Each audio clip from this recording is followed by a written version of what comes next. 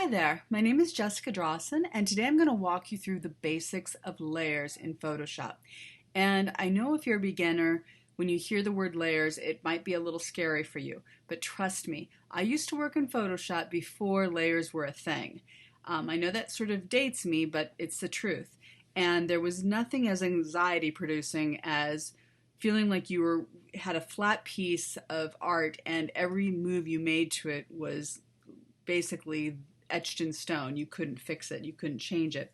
So layers are your friend, and they work in a way that some layers are opaque and other layers are transparent, and you can change opaque layers into being transparent layers.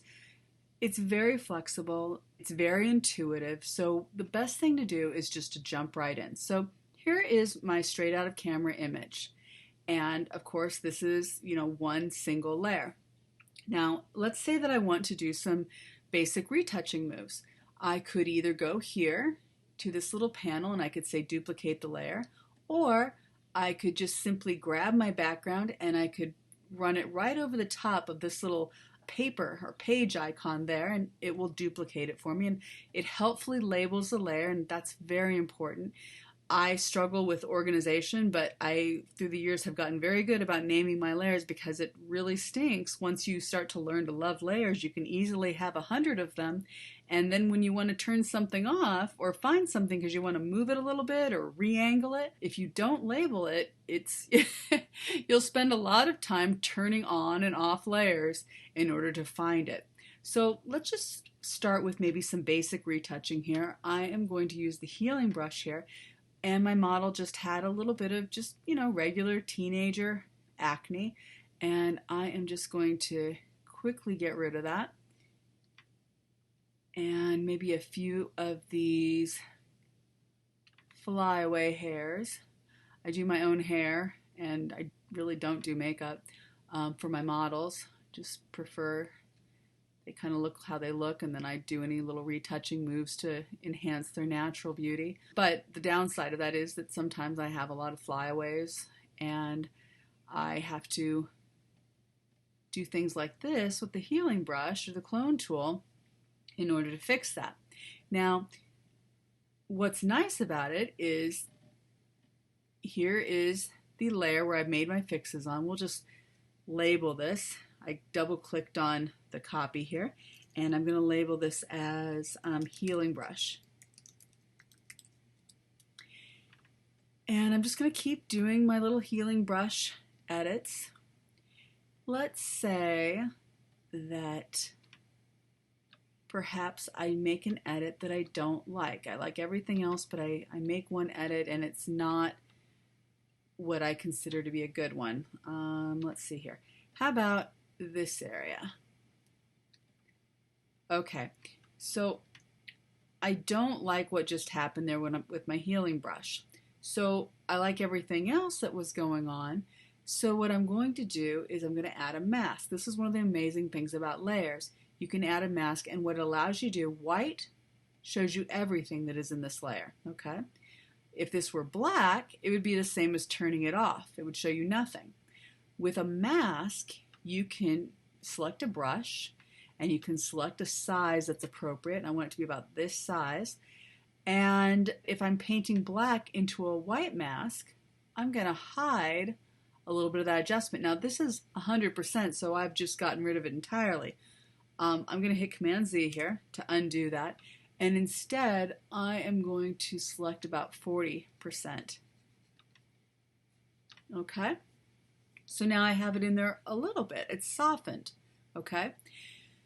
So one of the next benefits of a layer, let's say I wanted to do some retouching work. Retouching, let me tell you, before having layers, retouching was really challenging. And it's been a game changer to be able to have layers that you can add blur to and layers that you can add sharpening to. I'm going to go ahead and just hit the JD Speed Edit Portrait Overexposed version. And it's going to give me a whole variety of different layers that I can turn on and off and make adjustments to. And hopefully that will show you why layers are so powerful and why they're so important. When you turn this, when you hit the play button here and this layer, this action works, it creates a folder. Inside of this folder, now that's one layer, and this is what it looks like turned on and off. But inside of the folder itself are many options. All I'm doing is clicking on this little arrow, and it's either opening or shutting that folder for me. And I can go inside, and I want to work from the bottom to the top. Things on the top are showing. Basically, you have to think about this is your foundation. And so you're building a foundation, and if I were to put, let's say, really quickly, I'm going to shut that again. Let's say that I put my healing brush on top of my quick flow. Now you can't see my quick flow anymore. Why? Because my healing brush is opaque at 100%. I would have to lower that in order to see the quick flow things, but then I haven't fixed my acne. So I need this to be at 100%. I need it to be set up how it was. Okay. So now I'm going to go into this quick flow, and I am going to select the full body retouch and sharpen. I guess I could do close up too, but I'm just picked this one, so I'm going to stick with it.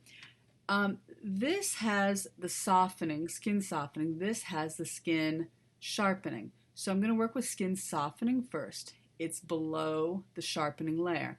So I'm going to pick a white color, and let's see, make my opacity here around 35%. And I'm going to make my brush just a little bit smaller. I kind of judge it by the size that it appears on her face. And I'm going to paint right on into this mask with my softening. And this is going to just soften the skin. And I'm retaining texture by having the sharpening layer above it. And I'm going to just make sure that I get a little bit of the softening on hands and arms too, just so that all the skin matches.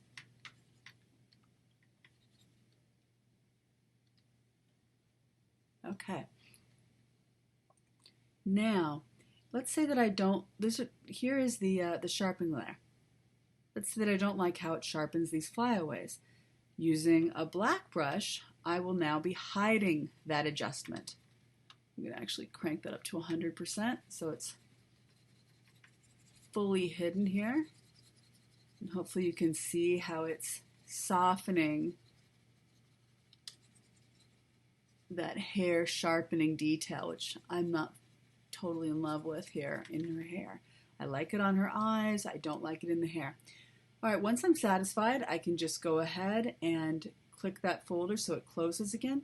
This is what it looked like before. This is what it looked like now after. And I can go ahead to go to the pink cheeks. Again, it's a black mask, so to see anything, I have to paint into it with white. I'm going to lower my opacity here to about 40%. Give her a little color here on her cheeks. Maybe since she's a redhead, I'll give her a little bit of extra color here in her hair, just in a few little spots. All right, and I just keep going up sort of the rungs of my layers, each one becoming visible as I work into it, and knowing that it affects the layers below them, at least in the little areas of transparency. So for this, in the black mask, any of the little white layers or any of the little white spots are showing through all the way down.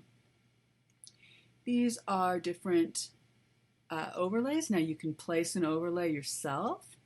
I'll show you how to do a texture here in a second. These are built in, so in order to see them, I just turn them on. Now let's say you liked this one, but it was at too high of an opacity. You wanted it to be more subtle. You could lower the opacity to whatever you wanted. Same thing here, you can paint in highlights. I would recommend using a very soft and low opacity brush. And just putting in a couple little highlight touches.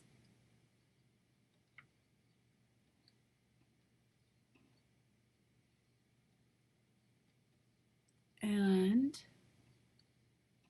Now I'm going to shut this, and we see here this is where we started, and this is where we are now in our edit. We've done this all through layers.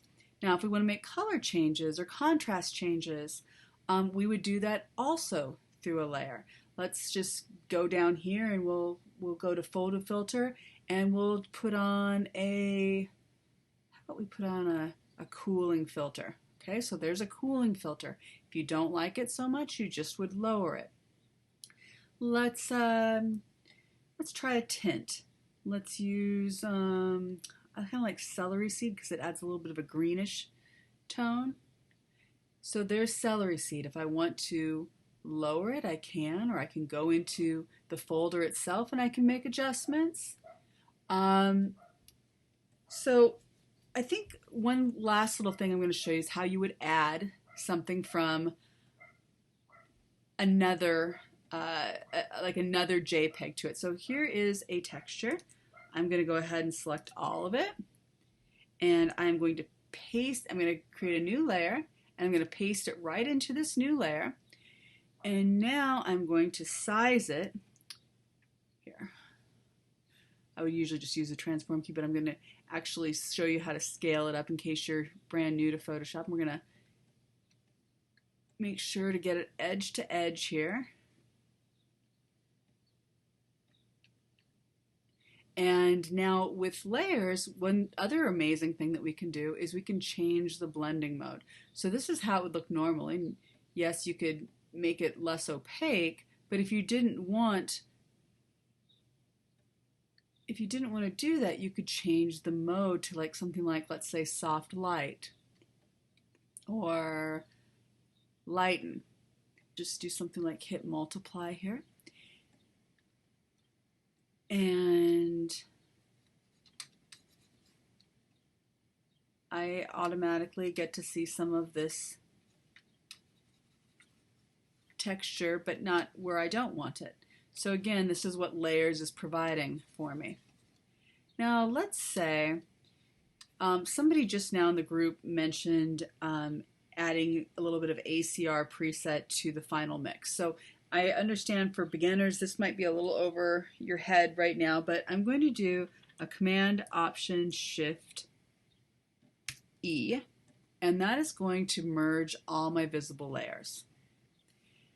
And once I've done that, I am going to go to my filter here where it says Camera Raw.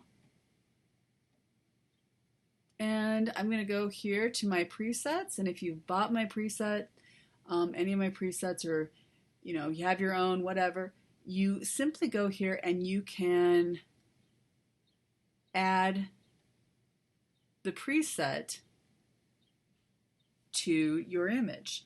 And let's say it adds it as its own layer. Now let's say that you don't want it all there. You could either add a mask and you could remove some of it by painting in with black,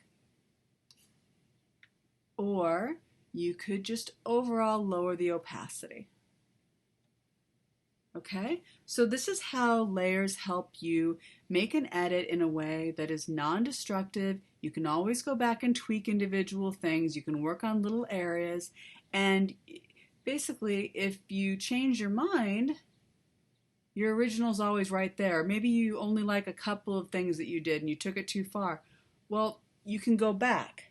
So it's infinitely customizable, infinitely changeable, and should be pretty much stress-free. So enjoy layers, and thank you so much for watching. All right, bye-bye.